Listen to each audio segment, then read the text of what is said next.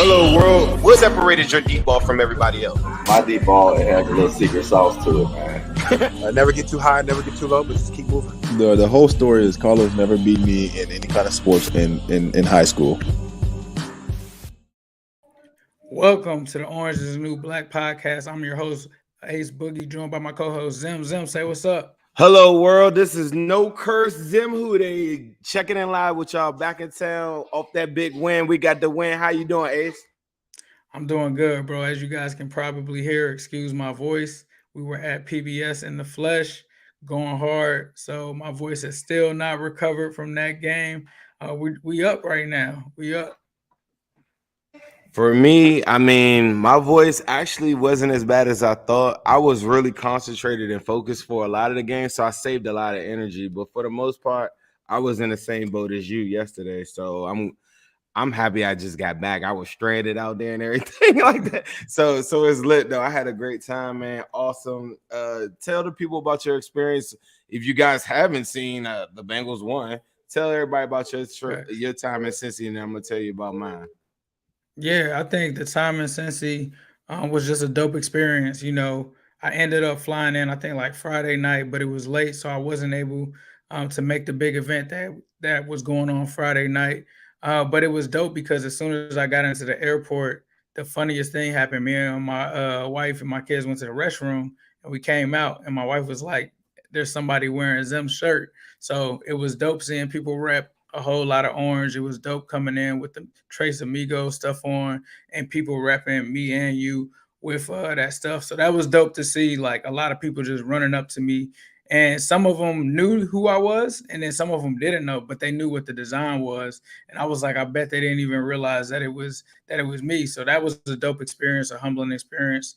Truly appreciate that. And then just being back in the city that I grew up in, it was just like a full circle moment for me, just seeing how great the city of Cincinnati, just the status of them right now, like the whole energy and everything was just on fire. So it was great to be back, and it just was a full circle moment, I feel like, for me. And this was a game that I didn't want to miss, and that was a culmination, I feel like, of everything we kind of talked about starting, pre-draft and all of that. This is what the goal was, to get in here, to start the Joey B era. And I feel like that experience was dope. Obviously at the game, I just personally had to step it up and made sure that everybody was standing, yelling, doing everything that they could on defense. And then when we were on offense, trying to get everybody to quiet down so that everything could go right. But I'm not going to lie, like, you guys did not hear much from me that night. And that is because after that Tyler Boyd touchdown on the Joey B scramble, I went crazy with fans that were in my section. And the next thing I know is, like, a couple plays after that, I tried to pull out my phone to do something, and I'm like, my phone is completely destroyed. The screen wouldn't cut on whatsoever. So I was slightly upset about that, right? But it couldn't take away from the moment. And if there was a way for me to break my phone, that's the best way to break my phone or my screen. So for me, that just spoke to the energy that we had the whole night. And then just watching Joey B come out, watching the energy on the sidelines, watching Chase dominate, and just being, in that first level like you were in, Zim, and being able to just see it up close and personal and take in the whole experience. And I just was in the mindset of, no matter what was going on from the beginning to the end, like, you kind of had some of those cynical Bengals fans like making comments, and I'm like, nah, we winning this. Like, I'm not even going to put that in the air or keep that energy in there. We're winning this game no matter what. And so, to win it that way with Pratt and to just be in the stadium, I'm sitting there talking to a security guard. The security guard is like, I'm a Bengals fan. He was like, I don't care. He was like, they tried to send us down here 10 minutes before to keep you guys from rushing the field. But he was like, I don't care. He was like, they told me I had to wear this blue vest with this on. And he unzipped it, and he had a Joey B jersey up underneath. And he was like, look, bro, I'm a Bengals fan. And he was like, if y'all storm the field, he was like, it's all good. Because he was like, I'm here for the Who Dey people and not here for this job. And so that was a dope conversation I had. And just when it happened, bro, when Pratt happened, like, the stadium just went nuts. Everything. My wife was there with me. She was able to take it in, and she essentially, like, started. She's not really into football, right? So the whole game, for the most part, she was sitting down. And once it got to the end, she started getting excited. She started seeing how I could be into this team. And by the end, she was up saying who they. That's the first time my wife has ever said who they before, because she's from Detroit. She doesn't want to get this on, but she became a part of Who They Nation. She picked up the flyers. We all celebrated. And then you already know, me and you turned up that night. So it was just great energy in the city. It was a great experience. It's something that I'll never forget. And I know that we're not done yet. Like, I'm geeking over that, right? But like, it's over. And I remember specifically saying earlier in the game, and I'm gonna let Zim talk because I've been talking for too long. But earlier in the game, I was making a joke in the section to one of the security guards, and it was when Joey B threw his first touchdown. And I looked at him and I said, he's now tied with Andy Dalton for playoff touchdowns already. So we just talked about Joey That's B a fact. and everything, and was just tapped in with the city, bro. So I appreciate everybody that came up to me and gave compliments on the shirt. I know I didn't make the tailgate, that I had so many things going on, but I'm gonna definitely be turning up with y'all, and I'm gonna definitely be back in the city more frequently for sure. Man, yeah, nah, I feel like everybody's gonna have some great stories. I was really adamant. I think before we even had it, I was telling people, make sure that you all like. I think I told you this too. I said we're living in history, so make Right. sure the Snapchat. I mean, not the Snapchat, but the snapshot of you on this day. 1/15/2022. You get you some good pictures, because it's really part of history. And I think a couple people had told me, like, man, I seen you on the Jumbotron and stuff like that. And there's one dude sent me a picture or some stuff. So like, but let me rewind for a second. I come into town or whatever, everything's straight. I come straight into, I actually had enough time. I caught an earlier flight, go straight to the, what's the name of that bar? Holy Grail. So I go to Holy Grail, everybody out there, Bengals Gym, Tony the Tiger, James Rapinoe's hosting it, Yaz is there, everybody's there, Bengals Whitney, Bengals Captain, but more importantly, I know that everybody knows all those people, but from the second that I walked in that door, I never got a chance to walk like anywhere, because everybody shows so much love, and I was really, really appreciative of that. And I think my wife, she's been with me to Bengals games before, but I think because this year's been so crazy for us, especially, I think it probably was, I don't know, I never asked her that. I don't know if it was different for her, but that's when I knew it hit me. Like when I walked in, everybody had on the design I make with the Reaper. There can only be one. People, I took pictures with that, a whole lot of orange. It was a couple MIGOS joints in there. Like as soon as I walked in, and that wasn't even our event. So I walk in, I do that, and I'm just taking pictures. Everybody, I didn't want to like updo James or whatever, but they were trying to get me on the mic. I didn't want to do that, so I just let them do that. But I was turning up. I will tell you this: I didn't pay for a whole entire drink. I don't think the whole weekend, and I damn sure ain't paid for one for Holy Grail. So shout out to that. A guy, I forgot his name, escapes me. He bought me a couple drinks. He was like, "Man, you have saved me for so many games. I was not able to watch it, but I always caught you live." And he was like really, really happy. He was damn near like almost like in tears. He was like, "Bro, I cannot believe you're here." It's so many people that was like that. So the Holy Grail was a huge success. That was crazy. We I'm really drunk. Then I wake up, I get ready. Couple things probably didn't happen the way I thought it would happen, but I was like, you know what? I'm gonna cut all that stuff short. I went straight to the tailgate, turned up again, everybody there. I mean, there were kids there that told me, they were like, Zim, you don't understand. Like, it's a cult at our school for you. And they like, bro, like everybody, like all of them made me take pictures. And everywhere I went, it was just like so much love. And I couldn't believe it, because, we do this show and sometimes we look at like just pure views and stuff like that. But after just seeing this, I'm like, nah, like more people see this than what we think. Right, facts.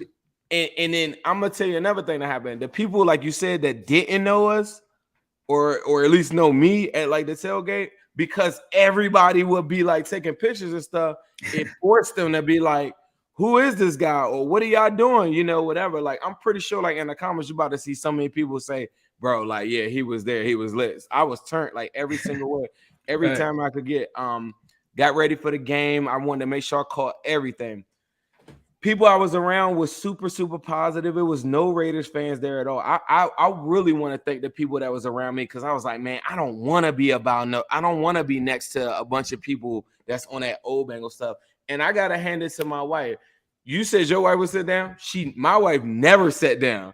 She stood the whole game, and that's different, because normally she goes to our game and reads a book. Right. But the energy was just too high. Like, it was just too high. And the people that are around me, like, we were like, there's a guy named Chad that I met. We were talking about all the plays and different things like that. And the great thing about it is, like, he was pointing out, like, man, look, they got to stop this. It was like we were so concentrated on winning, which is different than the pessimistic person that's like, oh, we're about to fail. Even on the winning drive, we're like, no, you got to stop this guy. You got to, like, and that's the energy I want people to say. It's like, don't think about, like, what has happened in the past, because today is today. And, like, like, my whole message this whole time, and we can get into the game, because I do want to recap some of the game. My whole message has always been this, is that these guys don't really know anything about whatever you're talking about. I talked to a lady, an older lady, like, in Saks. She doesn't really follow the Bengals that much. I had a great conversation with her. She was like, but they always do this. And I was like, listen, that's what they want you to think. Bengals have been to the playoffs 7 out of the last 13 years. And it ain't too many, like people like the Cowboys and stuff. What has it been, like 26 years or something? But so, like, there's a lot of narratives that get pushed around that people just pick and choose which one they want to run with. The Bengals, they didn't win a playoff game, but they have had highly successful seasons, more than 65-70% of the National Football League. And the fact that people talk to me and say, why are you a Bengals fan? I always hit them back with, why would I not be? Like, the other day, I was talking to the dude. It was something about the Browns. I was like, where your AJ Green at? Where's your Boomer Esiason? Where's your Ken Anderson? He had to go back 56 years and tell me about Jim Brown. Like, I got big players. I'm wearing an AJ Green. I got heroes that are living, that are right now here, like 30 something. Like 30 years old, still playing in the league. I got Hall of Famers just chilling outside playing in the snow, and Geno Atkins. You know what I'm saying? So, like, don't talk to me like I ain't been here. So that's a big point that I wanted to talk to everybody, that even that was a casual or diehard. Y'all can talk all that stuff about the Bengals don't do this or don't do that. It all came down to this. This is my favorite tweet that I think I had today. There was never a curse. I just let people keep on talking that stuff. There was never a curse. The only thing you were missing is number 9. And somebody in the comments was like, well, we had a number 9. No. That's not a number 9. That number 9 quit on you. So, like, I don't have to hate Carson or whatever like that. I don't have to feel no type of way, good, bad, whatever. If I saw him, I shake his hand. But he quit. The number 9 that you got now, I want y'all to understand that the same way Pat Mahomes wakes up and his fans wake up every morning, or a Tom Brady fan wakes up every morning, they think, I'm going to the Super Bowl. And if I don't go to the Super Bowl, that's a problem. The day that Joe Burrow was drafted, automatically playoffs for me. But I know that my thoughts and the way that I talk sometimes comes off real, like, aggressive sometimes. So if I would, like, yeah, of course we're going to go to playoffs. But on this show, I said, hey, every single time that somebody asked me, every time I did a show, I said, we go to the playoffs with a guy like Joe Burrow, it's an automatic win. Like, the first round, to me, that wasn't even a playoff game. But because I understand the 31 years and I understand everything like that, if you had number 9 playing quarterback in any of that time, you'd have been had a playoff win. Like, go look at Andy Dalton's stats. We say that so many times on this show. Playoff stats. Love them all you want. His playoff stats, I would argue some of them regular season stats is Baker Mayfield, like, where they're padded, super comfortable performance. You got a really good team. It did take it forward. We go to the draft, and what happens? They like, let's go get Penei Sewell, right? Cool, not a problem at all. But when you went with Dalton to the playoffs, which you had a top 5 line every single time, but yet I go on the internet. Amazing coaching staff. Amazing coaching staff, legendary coaching staff, and you had a top 5 offensive line every single time, and you failed. And then I still wake up to people every day in my life telling me, yeah, well, I can't wait till they fix the line. When y'all gonna wake up? This is happening. People are talking to me today about, like, what we gonna do in the offseason. Hey, we got a ball game on Saturday to go to the AFC Championship. let's talk Forget about the the game. offseason. I was holding that in a little bit because I know sometimes I do say some stuff and people are like, you gotta chill. I get it, whatever. But to me, that We wasn't say even what we believe. that We was say what we automatic. believe in. On God, anybody you can ask Ace. I didn't sit on the show everything. If Joe Burrow gets into the playoffs, like Pat Mahomes, that's an automatic dub. Aaron Rodgers, automatic dub. You not like it could happen, but very rarely are you going to lose in the first round of playoffs. And with Joe Burrow, you're going to playoffs every year. And if you think different, then you're not a fan of you're not watching this. This dude went crazy. This is a weak game for him. 250, right? 72%. I went and looked his adjusted pass percentage in that game. If you take away the 4 drops, I think 2 was whatever, 89%. You want to tell me you don't want to put the ball in Joey B hands and I could cook? 89%. Show me a quarterback in the end. Show me a quarterback playing right now. You can talk to me about Josh Allen. You can talk to me about Pat Mahomes. I saw first quarter Pat Mahomes against the Steelers last night. He wasn't Joe Burrow. You can talk to me about anything. If you wake up today feeling like you have doubt and you think that you don't have a chance to win a Super Bowl, I don't know what you're doing. I don't know what you're watching. This dude just threw 89%. Like if you take away the drop catches and all of that and then the unsportsmanlike when they hit him or whatever like that. Right. I'm sorry I went really long, but I had to get that off my chest because I was on a plane just thinking like I don't think people still understand, and I think the only way I could show you is if the Bengals win a Super Bowl. But let's start talking about this game. What do you love about this game more than anything, or what do you want to express about this game more than anything? I'm gonna get right into that. It's some people that then showed us some love on Super Chat, so I'm gonna go and answer these, and then I'll get into my thoughts on the game. Vague Guy for $5 says only 6 points in the second half and not touchdowns, but we still won. A miracle in Cincinnati. Who they? We got another one from Vape Guy again. After that, this team is far more than just a playoff win. I agree completely. 6 points in the second half won't cut it in Tennessee, but we will be great. Who they and beat the Titans. I don't think you really think that this team is only going to score 6 points in the second half? Nah, there's no way. Not with number 9, not with the MIGOS. My man TJ Patterson with a super chat of $31 for the 31 years.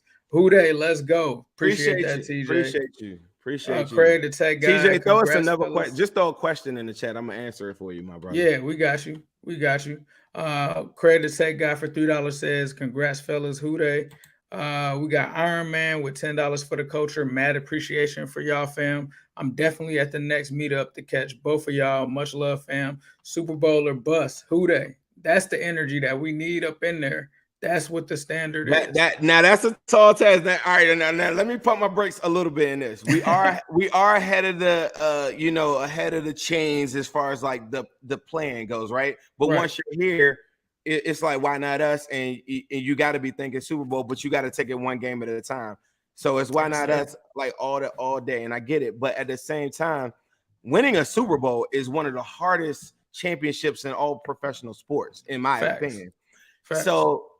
But I want to temper it by saying that I just think that when Aaron Rodgers fans or Packers are like they're thinking Super Bowl, like me winning that playoff game, I just I wanted the game to go by and people enjoy it. Yeah. I get what you're saying. So like Super Bowl or bust for this season. I wouldn't say that, but for me, if you look at the competition and what's in front of us and how open it is, I wouldn't call it a bust because it's already a successful season. It's a second, but I know he was just turned up, and I appreciate that, my guy. But I just think like now that you're here, it's like let's look around. Who could beat us? I don't have to beat everybody. You know what I'm saying? I don't have to beat Aaron Rodgers and Tom Brady and Matthew Stafford, and I don't have to. I only have to beat one of those guys. So Nah, I'm with you. I'm gonna get through a couple of more of these, and then guys, we're gonna take a break from the super chats, get into the game, and then get back to them. Vape Guy says, and I think this is John from Kentucky. Me and my son watched the game from Riverfront Pizza in Covington. Then we drove across the bridge after we won, honking the horn all night. Who they? Appreciate that, John. Zeman Ace. This is from HMWT. Y'all have gave me so much more confidence in this team. Burrow babies for life. We're going all the way. Yes, Sirski. We got Sox here. Fun fact: Joe Burrow tied Andy Dalton in playoff TDs on the Bengals' first drive. That's facts. We got another one from Dislocation. Not gonna lie, Hakeem Adeniji played well on the line. Playoffs are different than the regular game. Was there? It was amazing. It for sure was amazing. So, with that said, I got through all the super chats. From my Appreciate perspective that. on the game, when this first started earlier in the week, everybody was talking about it's gonna be tumultuous weather conditions. It's going to be crazy. We're going to have to run the ball and all of that. And I was glad to see by the time the end of the week turned around, we really had similar conditions to how it was in the Chiefs game, essentially. So that let me know we were still going to be able to throw the ball essentially in that game. And the way that they came out and how they executed it with just going to Uno and just passing and marrying the pass with the run, I think really set the tone early. And I feel like this was a team that came out. They knew they had to take care of business. They were able to do that. They played with energy. Joey B was on point all game. It's just like, and even when you look at him at the end of the press conference, it's like this is nothing. Like this is Joey B. This is the man that won the Heisman and ran through the gauntlet. And the way this team played with the energy. Tyler Boyd catching that touchdown, him celebrating up in there with the fans. The way that Zach made his decisions throughout the game, the way that they went and did their thing. And it seemed like from being there, the defense was playing well, and it just seemed like somehow the Raiders were able to get a guy open or somehow, and they would get something. And, like I said, when Pratt made that interception at the end of the game, it was amazing. And I felt like there was another play with Mike Hilton where he probably could have had a pick too. And I just think that it was a team win. I don't think that, one particular person, CJ Uzama, we talk about the why not. He had a big game, like just everything that went into this, the fans just being there, like how loud we were, like it was just a Cincinnati win from my perspective. So I would love to get into more X's and O's and all of that. But honestly, the energy I'm on is the energy that Joey B is on. It's like, yeah, we should have won this game. And we already looking at our next opponent. And when we talk about, I said, look at Andy Dalton's playoff stats, just so you know I'm not a hater. Go look at Ryan Tannehill's playoff stats. Go look at them 4 games where he's 2-2, and look how he only threw for 100 and something yards last year in that playoff game. And has really only averaged that for real in most of his playoff games, really like 100 yards a game. And so my mind, and Zim will tell you, put some pressure on him. This is what I wanted to happen. I wanted us to be in this position to where we're going to Tennessee this week because I feel like that's the best path for us to go to the Super Bowl. You might not have caught it. I feel like I caught it, and Zim, I might not have caught this the right way. But when you said I don't have to play Aaron Rodgers, Pat Mahomes, and all of that, they got to take each other out on the other side of the bracket. I got to take out? Derek Carr and Ryan Tannehill. I'm taking number 9 all day with those odds. And then after that, all you gotta do is Pat or Josh, one of them. Josh. It's not like like I think a lot of people be like they look at all this, and I'm like, nah, you just gotta be, these guys. Right. So shout out to the staff. Shout out to Zach. I mean, him going out to the city, hanging with the people, giving the fans game balls, bro. Like, yeah, like we all the way in on Zach. No Zach slander will be tolerated. No Jamar Chase slander will be tolerated. No Joe Burrow slander will be tolerated. No MIGOS, Tyler Boyd, T. Higgins slander will be tolerated. No defensive slander will be tolerated. We in. But obviously, the big thing that comes out of the game, I got to mention this, is we have the injuries at the end. So that is potential cause for concern because you lost Larry Ogunjobi in the game. You lost Trey Hendrickson in the game. Obviously, you need those guys. But overall, I think the Bengals did what they needed to do. And it was better that they exercised this demon in a game where it's like the Raiders are driving and they get down and everybody's like, all right, are they going to win or not? I'm glad that it happened this way because it just shows the difference between the old Bengals and this team. All right, let me start out with my positives, but I do want to talk about that though. Because one of the things that remember when I kept on seeing when I finally did catch up with you right after the game, and my wife was like, "I thought you'd be more happy," or people around me. I was super, I'm turned anyway. Like I'm in the lobby, But watching that game, I don't know how I look on TV. I want to point out a couple of different things because I know Raiders fans, I hope one of them's in here. I want them to hear a couple of different things I'm going to say. One thing that really bothered me is that game did not have to be that close. But in hindsight now, after the fact, I am glad that it was that close. And I am glad that they were like tested like that. And the defense had to come up with a big stop like that because they're going to be asked to come up with a big stop just like that again coming up this Saturday. You know, so if we would have blown the doors off of them, maybe maybe not paid as much to the details. But I'm gonna tell you one thing. I want to talk about the positives real quick. Again, Awuzie, not to be messed with. Cheeto. So all of my Titans friends I've been talking to all week and everything like that. Cool. I respect AJ Brown. I like my guy too. I got some guys that they don't tell you about a lot. I got the #1 rated Pro Football Focus corner, but they're not going to tell you about that, but you'll find out on Saturday. So you can get off or you could go check our stats because I know somebody was in here just talking some Titan stuff. You could look at whatever you want to look at, but I want you to run through the stat sheet and go show me a wide receiver that got off. The only one that got off was Devontae. Anybody else? Let me know. So before you know, that's the other thing about national narratives is that they're going to tell you about Joe Burrow and MIGOS only, but the defense carried this team for a good part of this season. And I thought that was really important that they showed up. And I'm going to tell you another guy that a lot of Bengals fans today should be like congratulating. Jesse Bates balled out in that game. Ball out. Jesse Bates had that was Jesse Bates' best game of the season right there. To me, you know, like you talked about the injuries. I'm gonna tell you one thing that does scare me. I think that the plan coming into it is to take away anything deep for Carr. And all day, I'm gonna tell you, Carr was missing a lot of different things I saw open, and he wasn't processing that well. If you saw like a Pat Mahomes in that same type of game, Pat Mahomes would have ate them alive. Good thing you weren't playing Pat Mahomes. We were playing Derek Carr. But I say that to say that when the injuries happen, even before that, the one thing that the Bengals have done really, really good, they're the #4 ranked run defense. And I don't know if the guy that was from the Titans is in the chat or whoever that was. I don't know if they told you that too. Nobody runs on us. It's only been 2 100-yard rushers. It was Aaron Jones and Nick Chubb got all of that in a 75-yard run. And he ended with 113. So go check me out on that too. So when we start talking about the run defense, one thing that I saw Saturday that I did not like is Josh Jacobs was super effective on the ground in that game. And that was the most effective a runner had looked on us in a long time. And I didn't like that. And if they look anything like that, for the guy that's saying that the Titans is not a threat, Derrick Henry will make you eat all of that. Any of that shoulder stuff, any of that foot tackle stuff, he's running through all that. And all them highlights that y'all see on TV or whatever, he's going to give you another one of those. The defense cannot play like that.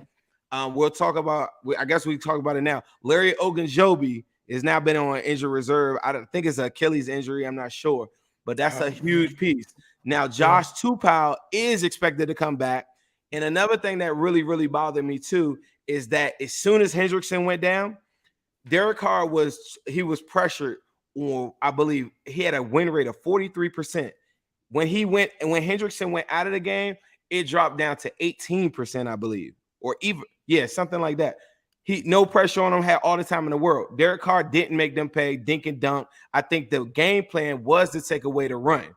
To take away the pass. And I think that's a lot why Jacobs, whatever. I think next week you'll see like more safety help from Bond. You'll see more guys in the box step up that are more than capable. And I think that adjustment will be made. But it's going to be Awuzie and AJ Brown. The other kid, he had a pretty good game, their third wide receiver. His name escapes me too. He's no scrub. He's Chester about like Rogers. No, the other dude, he got like a hyphen in his name. Somebody in the comments tell me he can ball. And the reason why I say that is because they're going to have single coverage on that. And if Julio is anything like himself, like that's how they could win. I just can't see AJ Brown just coming out there and dominating a performance or something like that. But the dude that I'm talking about for the Titans is a lot like Zay Jones. And Zay Jones, Westbrook, Akeem or something like that. He is no scrub. So the people around me was like, who's Zay Jones? I'm like, Zay Jones is formidable. Westbrook is like that too. And it's the same thing that's going to happen this Saturday. He's going to be in single coverage the same way. And it'll be a Zay Jones kind of moment. It's going to be up to Mike Hilton and company to be able to stop them. Because when Hendrickson went out, it was just no pass rush whatsoever. So moving forward, I want to talk about a couple of different things in the game that really bothered me too on this part. Ultimately, we got the win, and that's the biggest thing. But the one thing that really bothered me, and I don't know how it looked on TV, the first play was the Jamar Chase pass. It's like 30 yards. They get to the 6-yard line. I don't know how it looks on TV, but at the game, the play is over. We are going to the next play. Like Bengals are about to score a touchdown. They said, oh, no. Play didn't count. That was a timeout. That's the first one. They took 7 points off the board right there. So Mr. Raiders, they took a while to even make that decision too. Right. So and somebody next to me was like, does that how I say no? Normally you get halfway through a play or something like that, and everybody discovers like, a whistle was blown. No whistle was blown. Full play plays out. They watch the Bengals have a successful play. We get to the 6-yard line, about to score a touchdown, about to go up 21-6, I think, on them. Yeah. They take the play away. We didn't have an unsuccessful third down. Then we had to go and we then had to go kick a field goal, right? So that's the first one. The next one is later on in the game. What Hendrickson bats the pass down from a Waller screen, plays over. Their kicking unit is coming out. They said, oh, no. The play didn't count. They called a timeout. No whistle blown. So anybody talking to me about calls, you better talk to me nice. Talk to me about that. Start with me right there. That's 14 points I just outlined right there. And I'm telling you how it looked like at the game. There was no whistle, none of that. It was weird. Right. They went into these little huddles and just said, oh, yeah, that play doesn't count. Super weird. Then we come back and we could talk about the pass interference call at the end of the game that was super questionable. We could talk about the Nolan Void roughing the passer. On that same play I'm talking about, Joey B got a roughing the passer. So they say, oh, yeah, we're going to take it away. But it doesn't take away the fact that you just got a roughing the passer. I got an automatic first down right there. I should have a touchdown right there. So, all right, then let's talk about the Tyler Boyd touchdown. Tyler Boyd touchdown. Plays going, everything's going. Joey B is magic. He's a magician. He is who I said he is. He cooks. He does what Derek Carr can't do. He did what Baker Mayfield can't do. He did what whoever your favorite quarterback can't do. And you mad and you upset. And you want to talk about referees as some type of bailout plan. Bengals fans, when we have a good play, when our opposition have a good play, we say we have a good, that was a good game. When Nick Chubb came in here and ran down our throats, what I come on here, I said, man, we got Chubb. Good run, Chubb. I ain't talking about no holding, none of that stuff. Good game, right? But when we get a good play, Joey B on the sideline, you see the replay, don't step out, none of that. Tyler Boyd about to catch the ball. Then the whistle blows with 0.25 seconds left. Didn't stop nobody from moving. Didn't stop nobody from covering him. You couldn't cover him. I got open and I scored a touchdown. And you mad and you're trying to figure out a reason other than the fact to say the Bengals are good and the Bengals scored a touchdown. And that's what we do every week. And you're lucky we didn't put 40 on you.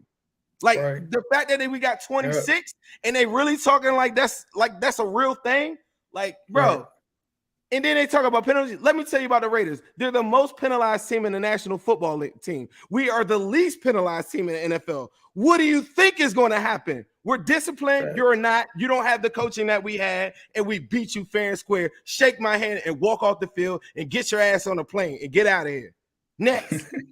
That's football. But they don't want to give us that. And it's like that every single week of my life. I got to come on here and explain the losers like this dude in there talking about Baker Mayfield. He telling us about Baker Mayfield versus Joe Burrow, but he on the couch. He on the couch. He on the couch. I don't care when you're on with you. He on the couch. So we're not even going to talk about that. My bad. All right. Those are some things that happened in the game that really pissed me off during the game for anybody that wants to talk about officiating. Then now the officiating crew is not even allowed to officiate another game in the playoffs. So that just goes to show you like it was messed up. Whether you feel like they got better calls or whatever, I don't care. I don't know. I didn't see none of that stuff. I just outlined for you 14 points right there. You didn't even, what was it? What was it? 20? I don't think anybody in the stadium heard. That's the play I broke my phone on. I don't remember hearing they had a whistle 13 or points anything. going into the fourth quarter. How you mad at the refs? Be mad at your offense. If my team Right. scored 13 Be points mad going at to the Derek Carr for throwing an interception. You bro, still was in position to win the game. You threw an bro, interception. what type of football is this in 2022 where people make excuses for teams that fail to step up and rise to the occasion? It ain't my fault Derek Carr ain't Joe Burrow. It ain't my fault he ain't balling. It ain't my fault he had 13 points on the board. Same thing when we played Kansas City. Your boy Pat Mahomes put 3 points on the board in a whole half, but then we come on here and people tell us about the Bengals not lit.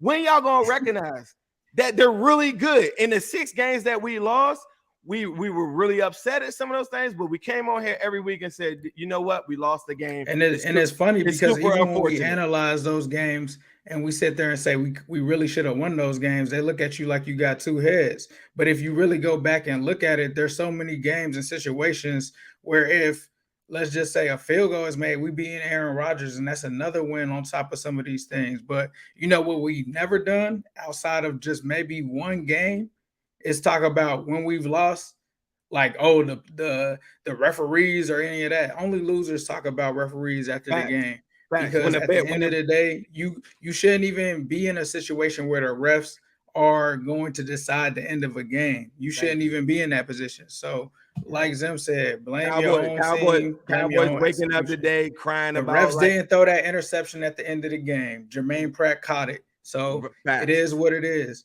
Ben Riley got a $5 super chat. Shout out from Dayton. Glad the curse has been lifted, and the Super Bowl guys were magnanimous. Now I want my Bengals versus the 49ers. Yeah, that's a big one. Rule the playoffs. I used that one today, but I just think that game was really good, and I am really, really happy that we won the game. I don't think that the game should have been that close.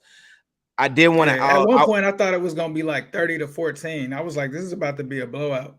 One thing I'm gonna tell y'all, if you get a chance to rewatch the game, I really want you to watch the game, Ace. I do. I gotta watch it. This is really important for you to watch. This is the difference between us scoring 42 points and 26 points. And this is the dangers of running the football, right? I want to run the football, but you got to have a rhythm and a feel to the game. Go look at the 4 red zone opportunities. I'm about to show you something. The first one, it's a 2nd and goal from the 10. If you run the football, cool. You might not get a touchdown, right? But now what do you say? Joe Burrow, you only have one opportunity to throw into the end zone on 3rd down where Max Crosby now can come 100 miles per hour and come and get you, right? So I didn't like that first one. And the reason, and that's very important to note, that was the first part. I'll give him a pass because at that time you weren't able to know that the run game wasn't effective at all.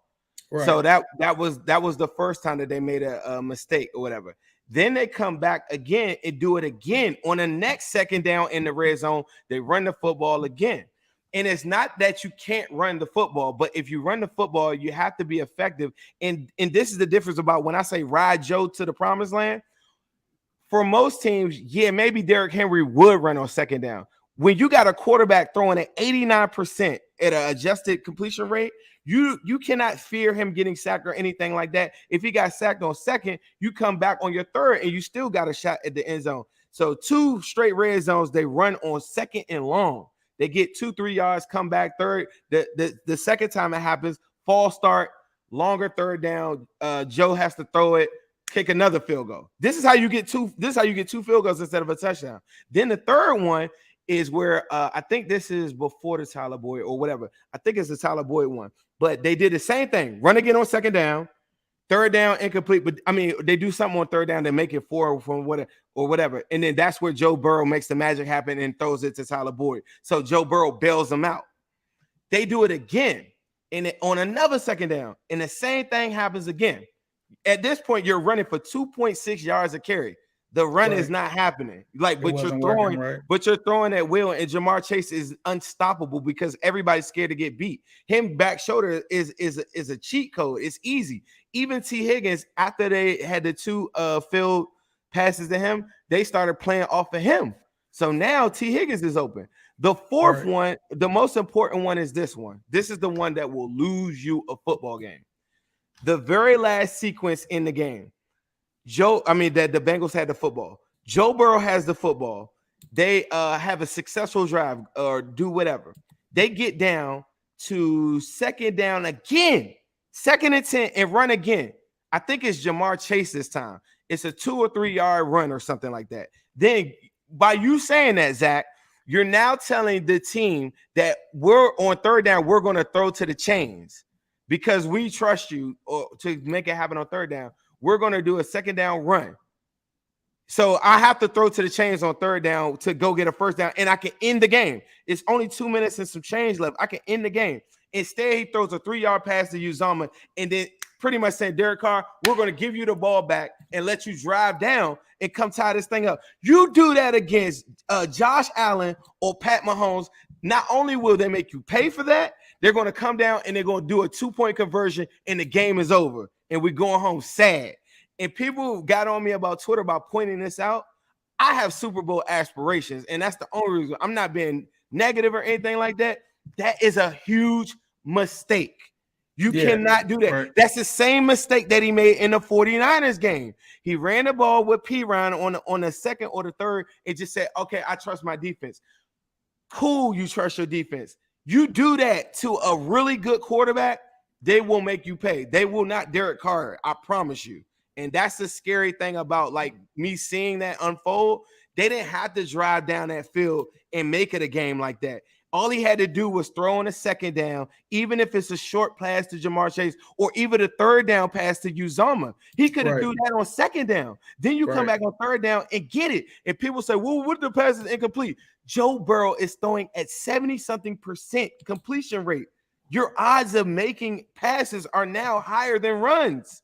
You have the hottest quarterback in football right now in AFC and NFC is now a Cincinnati Bengal. So for you to say that right now is silly. Like, so that was my takeaway from that. That's my one. It's not a knock on that on Zach. That's not all Zach because they also had to execute on those same run plays that he's calling. But I just disagree with running at those spots. That's a field part of the game. If you do that against a really good team, like a Pat Mahomes, and he gets the ball back. When we went to Kansas City, we didn't give him the ball back. See the difference? If you give him the ball back, he going for 2. He going to drive the field. Pratt ain't getting no pick, and he going to score, and there's a 2-point conversion, and you're going home sad. I promise you. Don't give them that opportunity. I think it was one of them where it was like a 4th and 1, and we took the field goal instead of the 7, and I was worried about that. But I mean, maybe it is just that like he just feels like Pat Mahomes versus Derek Carr is kind of a different situation. And I think Pratt talked about it. He said that they had picked up on that play earlier, and there was some time before that where it was like a deflection or something like that. But Mike Hilton was going to pick off something from Carr earlier in that game. And so, yeah, I completely agree with you. If you do that in a situation with an Aaron Rodgers or something like that, you have to watch out for stuff like that. He did it to Jimmy G, and Jimmy G made you pay. He did the third down run to P-Ryan and just took the field goal. Jimmy G came down and made you pay. You just saw it happen. Like literally, anybody that's making that seem like that's just a small thing, like no, you got to ride Joe Burrow's arm. That doesn't mean throw the whole football game, but in a spot like that, he has to throw the football. But think about this too, Zim. Think about this too, because I heard some people in my section talking about this. Remember when the Raiders could have went for 7, but they just took the field goal?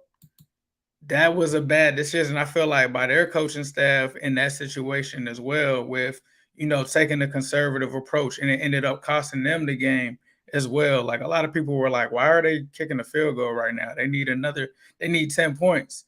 And so a lot of people were like, they probably should have tried to get their 7 then, because but if you don't think about it, if you don't get your 7 right there, though, the game is. I mean, if you don't get anything, the game is over too. That's the argument. It is over, but if they would have got the 7, let's just say hypothetically, then at the end of the game, you're not worried about Carr, throwing that interception because you're in a range where you could just kick the field goal to go to OT. So a lot of people in my section, when they decided to do that, a lot of people were scratching their heads like, why aren't they going for this? Right. But yeah, you're right. Those situations in situational football, you got to make the right decision. This whole concept of coming into a game and saying, we got to run the football. Yes, you have to run the football in every single game.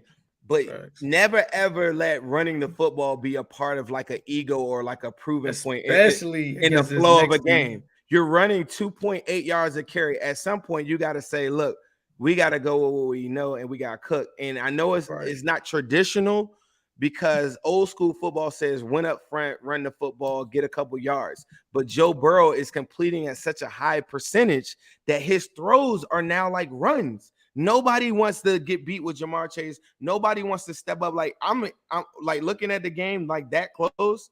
I'm like behind the bench, everybody. Like I'm right there. You can't. You just can't. You cannot do that. You can't. If you do that to a good team, you will lose. And then y'all be talking about some stupid curses again. Like, no, you made the same mistake in the Packers game. You made the same mistake in the 49ers game, and you almost did it again. Like, hello, that's not a curse. Like, wake up. Nah, that's facts. That's facts. So let me get to some more of these super chats. One more win, and we in the AFC Championship game. Bro, this is so crazy to think about. Houday, that's from LeVar Hollis, a long time supporter of the show, friend of the show. Iron Man for $10 is not just smoke, fellas. We should have won. Chicago Jets, San Francisco, Green Bay. We are a few plays away right now from being the number 1 seed, in my opinion. I think we are a couple of O-line away from being Super Bowl contenders. I think we're Super Bowl contenders right now. We Super Bowl contenders right now. So I had to disagree on that one slightly. Houday Dre for $5 says Burrow is playing better than any quarterback in the league. Period. This is a special season. Take it. Yeah, they just came out with the stat where he's had like the highest QBR or whatever it is for a 5-game stretch. Over, I think the last person, it might have been Joe Montana. I might have had that incorrect, but It was a long time ago, bro. Joey B is definitely playing at an elite level now. So somebody said Joe Burrow had somebody in the comments. This is one of our ops. He's talking about Joe Burrow had an average game. Where were you? Average game. This 2022. Tell me you haven't seen the football game. I maybe look at a stat sheet and say, oh, Joe Burrow threw for 244. He threw for 72% pushing the ball down the field. This ain't no Tom Brady dink and dunk down the field, 5 yards. Ben Roethlisberger, this dude is throwing 20-yard bombs like at will. Nobody's throwing like that. That's not an average game. He had a Pro Football Focus grade of 90. He's in the blue. Whoever your favorite quarterback is not in the blue. like we're doing not this. In the blue. For his last 4 games, he hasn't thrown a pick. I think, bro, I don't want to say let's just keep it a buck now. What? Joey B is the number 1 PFF graded quarterback for a reason.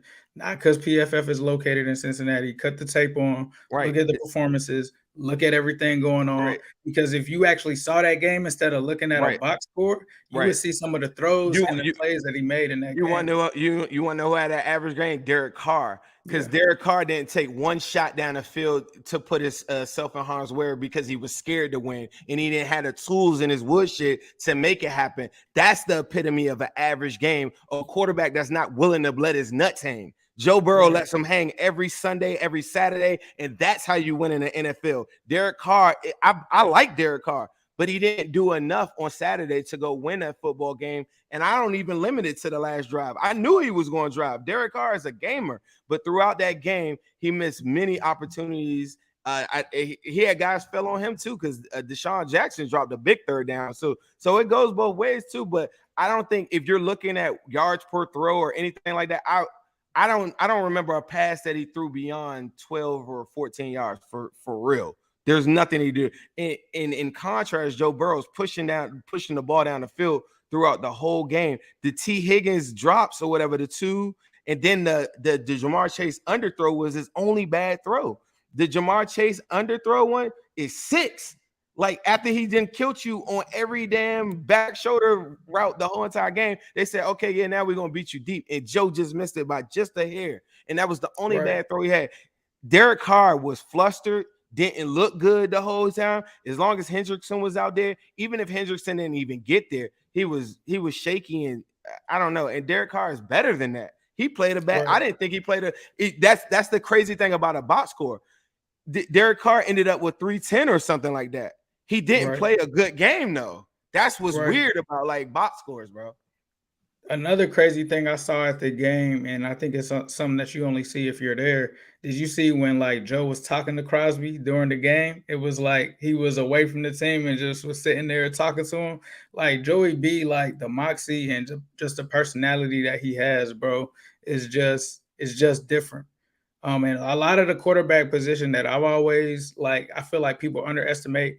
It's about how you respond to stuff mentally. A lot of it is mental stuff more so than what you're gonna if you have a cannon or this and that. Your decision making, like how you outsmart people, how you play chess. And Joey B just has that to me on a different level. Like it's like Brady level, it's like Rodgers level kind of IQ and situational awareness that he has and intelligence, and it's just different.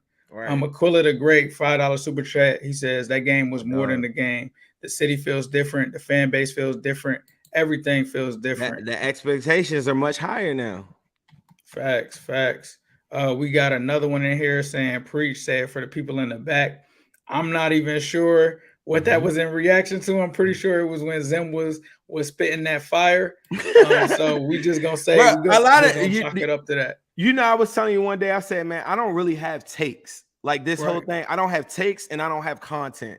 This is from my soul, bro. Like, because something is like God has put me here to illustrate what is it going to take to win football games for this Bengals community. And I'm not always right. Like a lot of this is like, let me hurry up and go get me a John Ross because I need speed. Like I'm wrong a lot, but sometimes when I know in my heart of hearts, like I'm right, I just say what I feel. So it's not a take. This is a promise to you. Right. If they do that in this game coming up, the only thing that saved them, I'm going to say this too. Josh Jacobs ran the ball effectively. If the Bengals ran the ball like that, I wouldn't have a problem with any of those second down runs. I'll say this though. I feel like you hit the nail on the head earlier when you said the Bengals weren't expecting that because the Raiders don't really run like that. So we'll give you those yes and no. The last 4 games he had been. Right. That's what stepped up. He had the bruised ribs, but he stepped up in the Josh Jacobs is an amazing player, but I think they probably were like going into this Tennessee game, right? I don't think they're gonna be like, let's not contain the run. Like they probably were more so worried about them pushing the ball down the field in the passing game. But against Tennessee, I feel like it's gonna be the opposite. They're not worried about Tannehill killing them through the air. They worried about trying to stop Derrick Henry. Right. And so I don't know if that was just the game plan, because I feel like that would be sweet. That would be looking at it from that standpoint, like the Raiders usually pass. So it's like I'm thinking about Darren Waller. I'm thinking about all of their passing weapons, Renfro, and all of that, because the Raiders had for the majority of the season, if you look at it, it's got to be like a 60 or 70 pass to run ratio. So I think they did catch them slipping, but you're right. They can't allow that to happen next week when they play them. I'm gonna tell you this. This is what I'm saying. If Josh Jacobs, the last 3-4 games, he had been running effectively. The only thing that stopped them is that we changed their game plan. He ran for, I want to say like 6.2 yards a carry or something, right? Yeah. But the only thing that messed them up is that they were always playing back from two score possessions. If you're down like that, just like we did Derrick Henry last year, Derrick Henry ran over 100 yards last year, but it didn't matter. He was down by too many points. The one thing that the Titans will do, they don't care if he runs for 2 yards. The other kid, Hilliard, is going, because somebody said, y'all don't watch Titans. No, my best friend is the head athletic trainer for the Tennessee Titans. I watch the Titans a lot. Hilliard balled out last week too, and against the Texas game. So don't think I ain't see that game too, because we got a lot to talk about this week. But they're going to always say, that's one of the few teams in the NFL that will say, yeah, we are going to run the football. And we know that if we run 30 plus times, guaranteed we're running for 150 plus as a team. But what happens is if you get them down 2 possessions, it doesn't matter. It doesn't matter. It doesn't matter. And that's why I'm not scared going into this game. That's what happened to Josh Jacobs.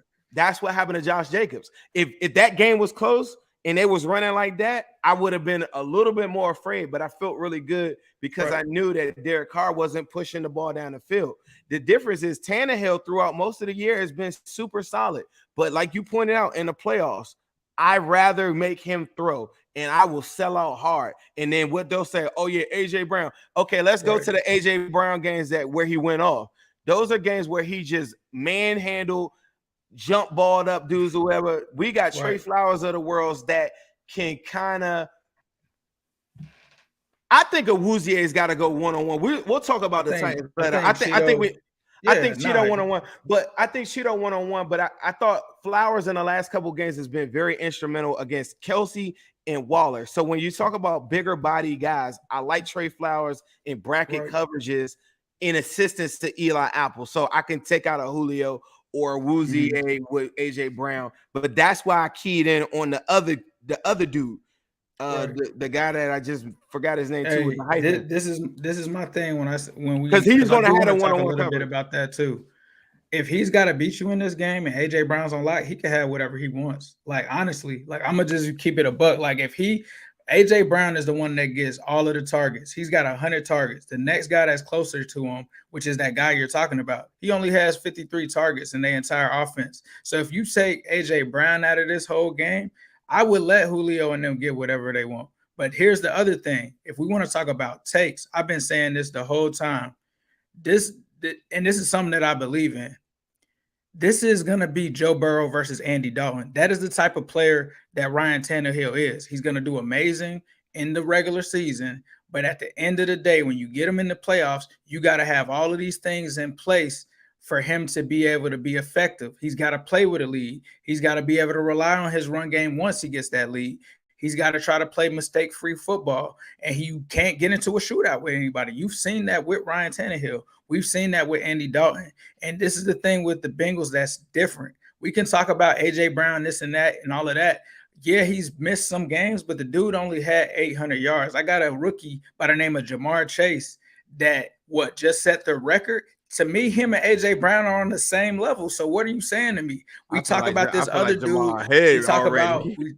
We can talk about Julio Jones. Much respect to Julio Jones. Right now, at his age, I'm taking T. Higgins over Julio Jones. And then we get to your third receiver. I don't even know what his name is. He's a great player. I'm not hating on him. He only had 400 yards. But guess what? My third receiver had 900 yards in Tyler Boyd, and he's an established veteran that can kill you all over the middle. And here's the other thing. We do this every week. The Titans, y'all have a great run defense, right?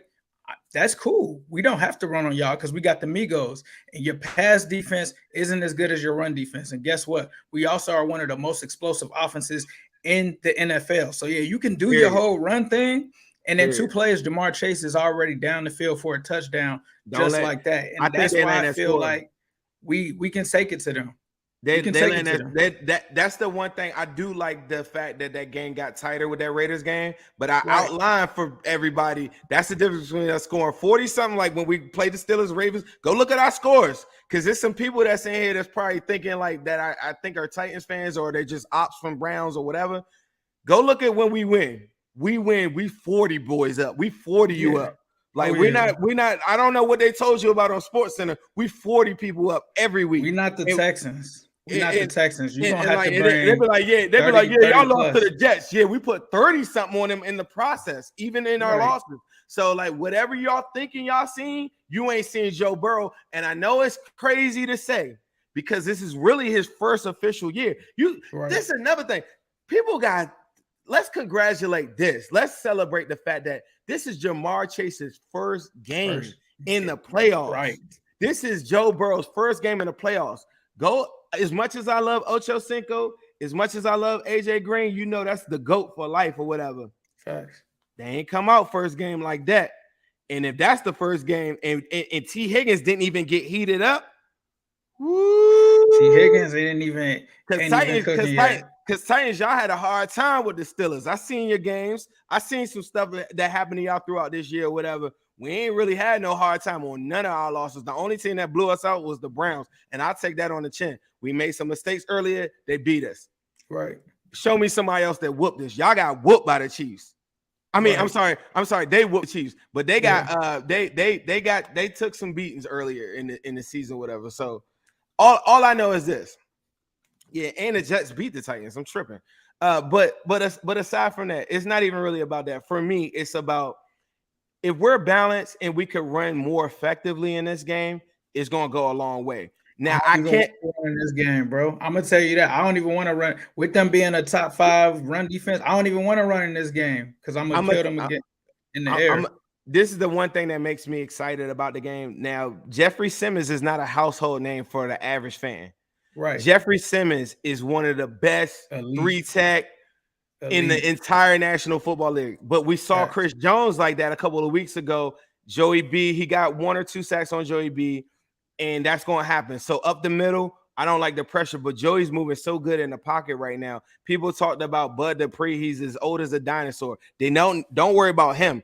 Worry about Harold Landry. I'm gonna get y'all hip to people all week because I watched the Titans, so I know. But if you get up on the Titans, bro, I promise you, I was telling my man this. They've never seen Joey B. You cannot look at the box score on him, bro. Like if it's important, if it's any important throw, like how he hit Tyler Boyd in the back of the end zone, he does that every week. Any Titan fan that think it's a game, go watch the 49ers game. The coach, the same thing I'm saying that they ran in overtime and gave them that game or whatever. Same thing in the Packers game. I cooked Aaron Rodgers up too. Go look at our games. Like if you think that Tannehill ain't about to go, Tannehill gonna have to work. You want to win? Derrick Henry, Hall of Famer, but Tannehill, we're gonna put you to work, Tannehill. If somebody in the comments said, "Oh, he's not Andy Dalton," show me. Boy, all I want to know is I told you, and then we talked about this before the playoffs started. I was already not trying to say I was looking ahead to round 2, but I was just looking at that path of playing the Raiders. Like, okay, if we beat the Raiders, then we go and play the Titans or whatever. And I was talking to you about them. The other thing is Janoris Jenkins against T. Higgins and Jamar Chase. Do they really think that that's about to that's your man? They got the most snaps? Bro, but they tell us that every week, though. Don't you understand? Like everybody, and I love Janoris Jenkins. Everybody tells us that every last couple seasons. Everybody comes on here every week when we get a couple fans from another team or on Twitter or something. Don't they always say, "Man, I don't know about it. Our secondary is pretty." You don't got 3 corners. You don't have you 3 don't. for these guys. So you got to score. Like if Marlon Humphrey, if he put 200 on Marlon Humphrey, what you think he gonna do? What you think he gonna do against Janoris? He could change his name to Jack Rabbit. It's still Janoris Jenkins. Bro, we done cooked up Patrick Peterson. We done sent people into retirement. All that. I don't know where all these people were. So if you thought your secondary was legit, I promise you, go tell your friends you got to score points. You're not going. Like I watched y'all Texans game. Y'all play all y'all starters. You play all your starters, and you still almost lost. If you come out there and play like that, and you think that you know who killed them in that game, Danny Amendola. Do you know what Tyler Boyd is? Danny Amendola in the slot. I will work you. I will work you all up and down that field. Tyler Boyd will have 150 if you think you're gonna play like that with us. Like you better respect us the same way we respecting you. We showing the type of love and saying y'all got some ball players. If somebody in here talking or you thinking that it's not going to be smoked with us or whatever, the Bengals come out here every week and everybody says the same thing. Our secondary is pretty good. We're legit. We'll be fine. And they get cooked every single time. And the only games that they don't get cooked, Mixon ran for like 130, 150. Like those people think that they're gonna come out and they take the defense for granted. And if you've been watching us, you know what's been going on. When the offense was inconsistent, the defense was on the field majority of the time. So the defense will have stops. It's just that the offense will come out and punt and stuff like that, or we'd have a turnover and stuff like that. But when they both click in on all cylinders, it's over. Go watch that Chargers game. Go watch the Chargers game. We made mistakes early. Put ourselves in a 22-point hole. Came back and scorched them up. And had Herbert shook. What you think Tannehill about to do? So go tell your friends you better score some points. We not playing around. This is Joey B time. I didn't come here for no playoff win. I came here with Super Bowl aspirations, but I'm taking it one game at a time, and you in the way. And all that stuff they talking about, like, oh yeah, like man, the Titans score or whatever. Like, all right, bet. Well, we scored too. Right. That's all I'm saying. Let's go into now. This is a recipe for the Titans too. Ogunjobi's out, season in their IR, major blow. Right. Josh Tupou is scheduled to come back. Trey Hendrickson should be out of concussion protocol. At the game, I don't know if you saw this. I told people on Twitter, I was saying this. Trey Hendrickson was holding his back the whole entire time. On his last series before he went out, I was sitting right behind him. He was the last person to walk off the field. He was holding his lower back. He went to the bench. He said a prayer, and I never saw him again for the rest of the thing. So I'm hoping it's just concussion protocol stuff. Mm-hmm. But that was the last time that I saw him. But hopefully we can get back. It sucks that the game is on Saturday because if it was on Sunday, it almost be 100% chance I think he'd be out of it. No, that's facts. We're gonna get through some of these super chats and then we're gonna wrap up. But we appreciate all the love. Please be sure to subscribe to Zim Huday's YouTube channel. Subscribe to New Stripe City as well with my channel. Make sure that you follow Zim on Instagram at Zim_Huday. You can follow me at New Stripe City. If you're looking for Migos shirts, if you're looking for a whole lot of orange, you can find a whole lot of orange and all of Zim's t-shirts on ZimHuday.com. You can find my t-shirts with the Trace Migos on newstripecity.com. I know people are putting in orders. We caught back up. It should be good, but you got to get it in and you got to act fast because OTO Supply is looking out for us. And then also Midwest Best Barbecue is looking out for us. And Zim, you stopped by this past weekend. Just talk a little bit about your experience there. Man, I'm gonna tell you this. I walked away. I ate like a king. The owner Tim and his wife Nicole, amazing, beautiful couple. I love Midwest Best Barbecue, and I'm saying this from my heart. This is just straight up best chicken wings I've ever had in my life. Some of the best brisket I've ever had in my life. Yeah. And I'm gonna tell you the realest thing. And I told my wife this when I left this. I said, there's nowhere in my city where I could order chicken wings that go onto like the parchment paper, you know, like that little plate, the clear paper. You sit the wings and stuff, and you pick it up, and you be like, all this grease. It's so clean. Everything is cooked so clean, and everything is just like the string beans is like Thanksgiving, bro. Like everything is lit. Please do yourself a favor and go to Midwest Barbecue this week coming up, because everybody's going to be ordering food. Get your tailgate packages and stuff like that early too. You could call in, place it, pre-order it. They'll have everything ready for you. But on that Sunday, it's going to be so crowded. They ran out of wings. Yeah, on this they got the Sunday. Uno now too, the Louisiana driver up. Bro, I just came back and ate. I ate it. I had my little bit of leftovers or whatever. I ate it for breakfast when I came back off the plane. I'm talking about, bro. I swear to goodness, I gotta call them. Like, we gotta get one of them joints here. If y'all don't know, I'm in DC. I know it's a lot of our ops in here today, which is amazing. I appreciate y'all supporting. Make sure all of our ops, even if you never seen us before, please make sure you give us a thumbs up. Please make sure you comment on all of our YouTube posts. When this thing ends, I know you guys are active in the chat. Please make sure y'all comment on the page. Just say Huday, say anything. But make sure, like Ace said, newstripecity.com, zimhuday.com, and please make sure you comment and like and subscribe to the YouTube, because we're gonna have some good stuff for you this week, though. We're gonna go in, we're gonna break down some Titan stuff. We're gonna go into Jeffrey Simmons. I already got some plays cut up. Very, very dangerous. Very dangerous. Yes. Nothing to play around with. Any guy that's talking about offensive line, Bengals need to get offensive line, Jeffrey Simmons will make you feel like that time is 100 after that, after you see him. So he's a force. Right. So wrapping up with the super chats, Ben Riley for $5 says, never interrupt your opponent when you see them make a mistake. That's from Sun Tzu, The Art of War. I do own that book as well. The Blue Libra for $5. Those runs are a concern, especially starting a drive with a run. I don't like them using Chase in a mock running back play. That's way too risky. I actually kind of like that. I like that when they throw the I like it in the playoffs. I like it in the playoffs. I don't know if you saw his press conference. He said, man, it is a little different getting hit by linebackers. He did say that. But, it's effective and it's go time. I watched the Cowboys yesterday. They had CD Lamb returning kicks and everything like that. It's go time. It's either when you win or you go home, and I ain't got no time to be scared about injuries or what you thinking, whatever. If the run worked, that fourth down run, that toss to Chase, beautiful. Right. Beautiful play call.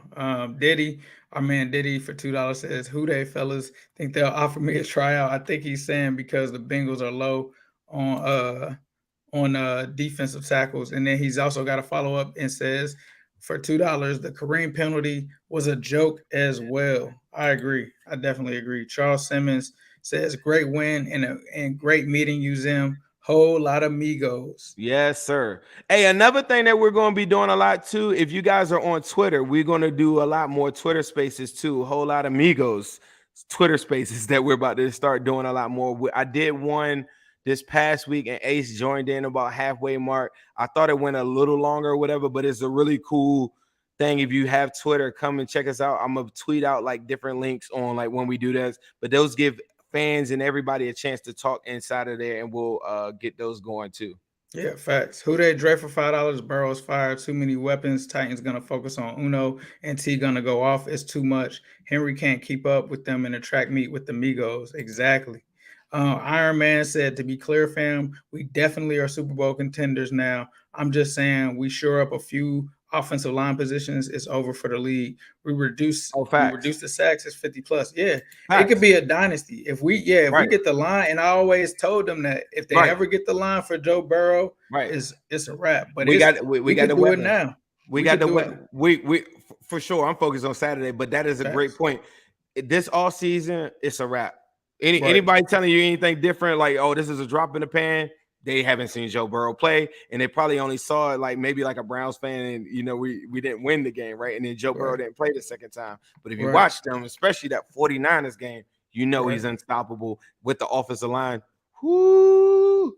Yes, sir. It's nasty. Kyle McIntosh, dude. First off, who day, all day, every day. Second, Zim, that was me up in the club yelling at you. Lastly, we shut the Titans down last year. Their fans keep making excuses. I told Zim that too. When Zim first hit me, I said, we whooped them last year, or we beat them last year, and we got way more weapons now. We're a way better team than we was last year. Right. Diddy says, happy for Gio, first playoff win. Hope AJ gets one. Yeah, so shout out to AJ Green tonight. Good luck to him. Sure. Definitely the GOAT. They're capable of it. I wish they had D Hop. It'd be a lot, but you know. Right. Facts. Well, thank you guys for coming out and supporting the Orange is the New Black podcast. And of course, Zim, we got to end this with a yes. Sirski. 31 years later. Hello, world. What separated your deep ball from everybody else? My deep ball, it has a little secret sauce to it, man. Never get too high, never get too low, but just keep moving. The whole story is Carlos never beat me in any kind of sports in high school.